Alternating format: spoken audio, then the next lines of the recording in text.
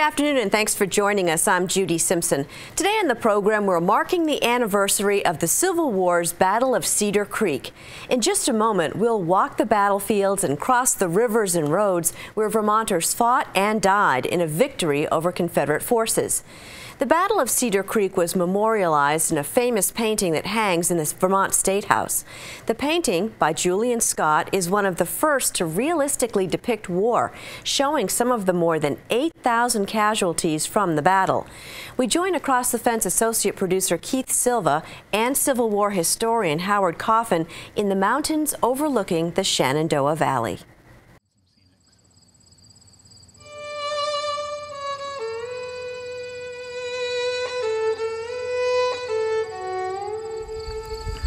The Civil War historian Bruce Catton once wrote, "There may be a lovelier country somewhere in the island vale of Avalon at a gamble, but when the sunlight lies upon it and the wind puts white clouds racing their shadows, the Shenandoah Valley is as good as anything America can show."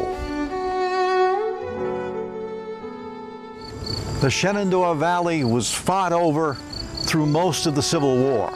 One city, Winchester, changed hands more than 70 times.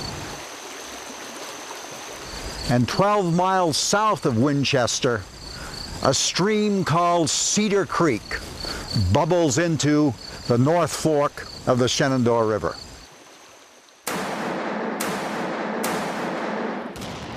Sheridan strikes first at Winchester on the morning of the 19th of September. He forms his army in a 3-mile-long battle line and advances, and Jubal Early's forces turn him back. The day goes on and not much progress for the Union Army. And then out in this area, north of a plantation house called Hackwood, the 8th Vermont goes into business. Stephen Thomas, its commander, is sick of a lack of progress. Under fire, he rides out in front of his men, turns and looks back and says, "Boys, if you ever pray, pray now. Remember old Vermont and we'll drive them to hell. Come on, old Vermont."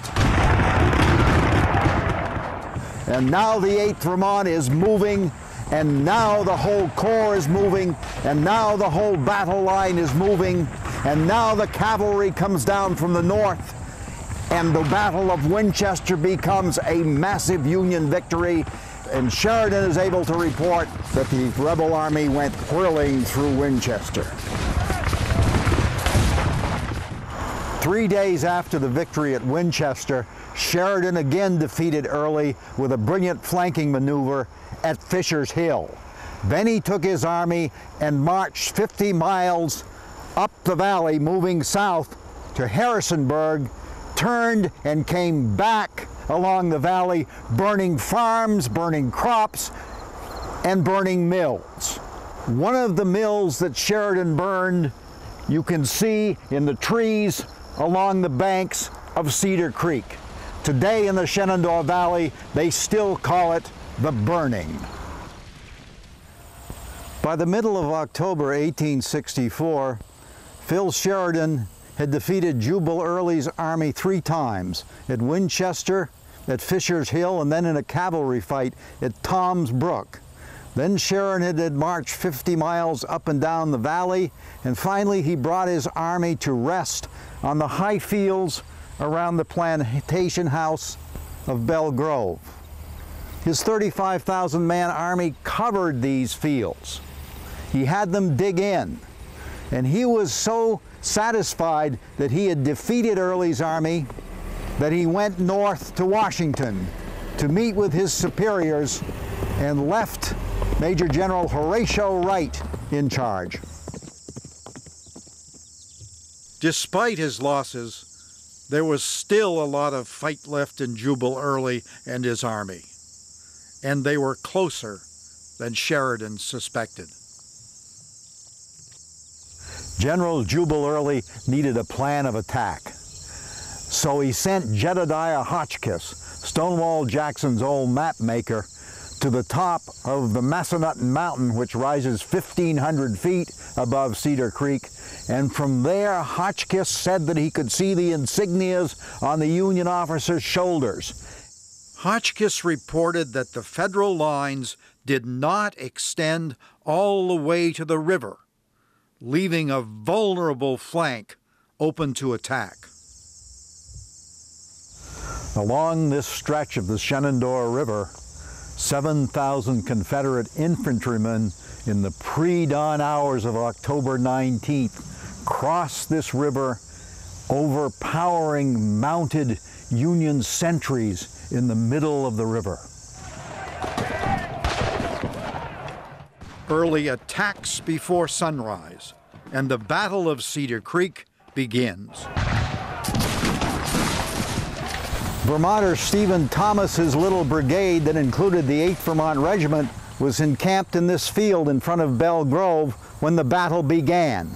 Immediately they are given the order to cross the Valley Pike and go to the high ground and try to slow the Confederate onslaught. In the foggy first light, Thomas's brigade came up this little hill to take position on the summit. They could hear the rebel yells coming in as thousands of Confederates advanced upon them.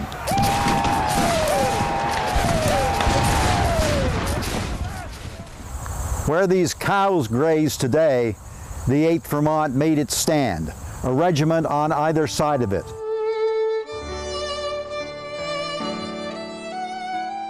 Herbert Hill was a member of the 8th Vermont who fought here, and he wrote, "Bleeding, stunned, and being literally cut to pieces, but refusing to surrender colors or men.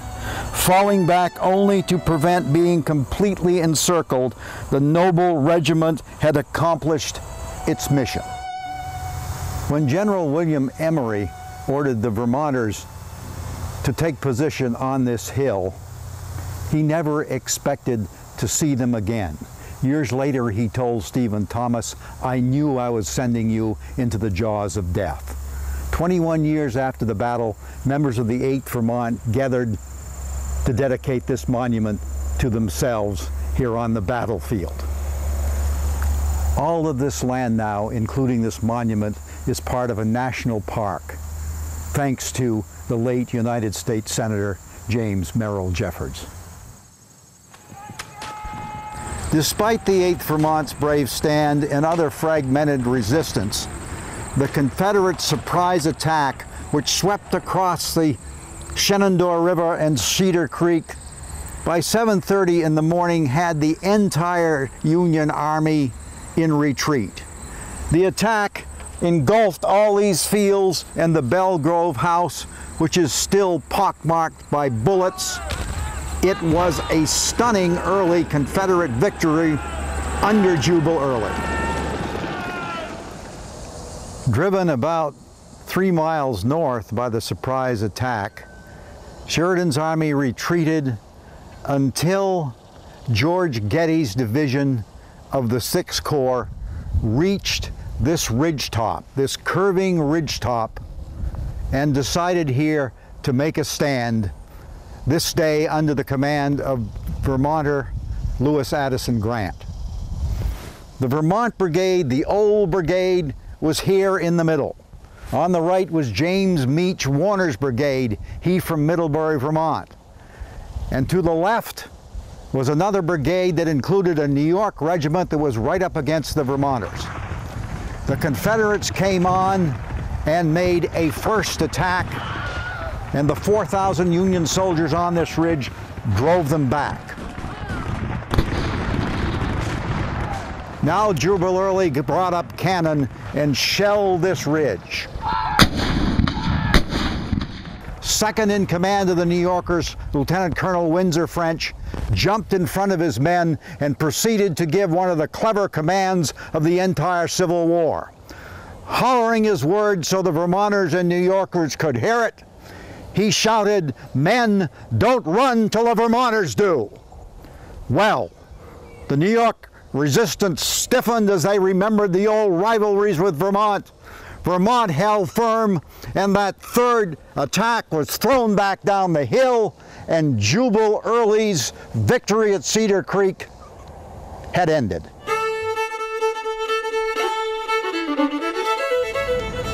General Sheridan, returning from his meetings in Washington, reached Winchester, Virginia, the night of October 18th. He decided to spend the night in this big, comfortable house.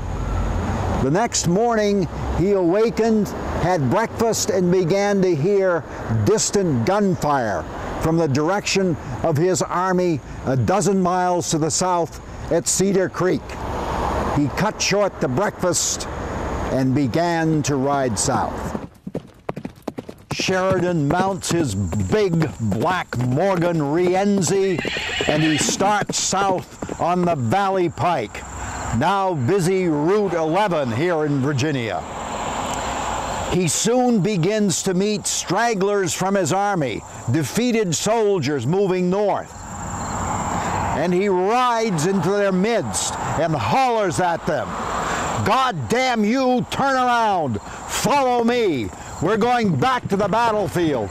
And he turns them around, and soon he has a small army headed for the conflict at Cedar Creek. As the thunder of the guns grows louder and louder, he pounds south.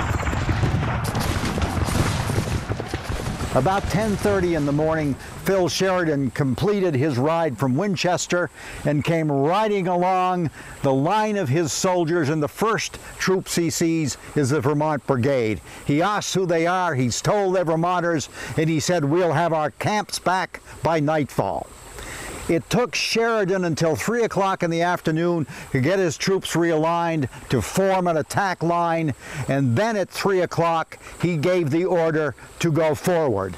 Incidentally, at about that moment, 500 miles to the north, Confederates were robbing the banks in St. Albans. Sheridan's counterattack swept forward about a mile, and then the Confederates dug in and stopped it. They were fighting well until suddenly they began to feel the ground beneath their feet quaking. They thought it might have been an earthquake. No, it was 4,000 horses riding down from the northwest, Custer's cavalry, including the Vermont cavalry, and Cedar Creek turned into a rout, a mighty Union victory. Out behind the Belgrove Plantation House, out beside the pasture, is a cemetery. Here are buried the slaves that worked the Belgrove Plantation. Their graves are marked only by rough field stones, no names, no dates. The Civil War was fought about slavery.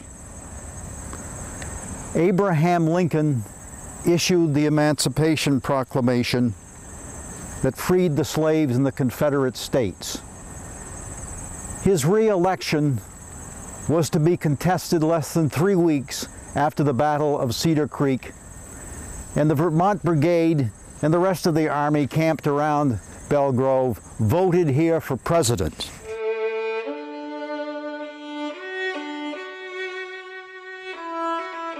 Terrell Harriman, a soldier from St. Johnsbury, wrote home, "On the 4th of November came the national election, the contest being between Lincoln and McClellan. Soldiers of age in the field were entitled to vote. The Army roll said that I was 21 years old, so I cast my vote for Abraham Lincoln when I was 18. The ballot box was placed on a stump in our camp. Nearby, the pools of blood was scarcely dry.